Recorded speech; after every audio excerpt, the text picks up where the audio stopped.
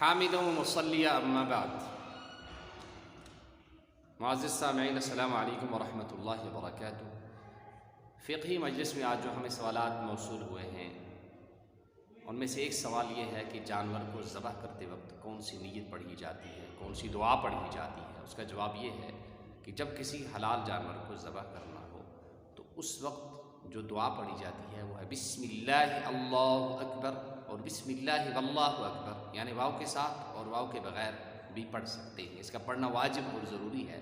لہٰذا جو لوگ مرغے یا حلال جانوروں کو ذبح کرنے کا کام کرتے ہیں انہیں اس کا بہت زیادہ اہتمام کرنا چاہیے، چونکہ اس کے چھوڑ دینے سے اور ترک کر دینے سے جانور حلال نہیں ہوتا اور اس کا گوشت کھانا بھی پھر جائز نہیں ہوتا ہے.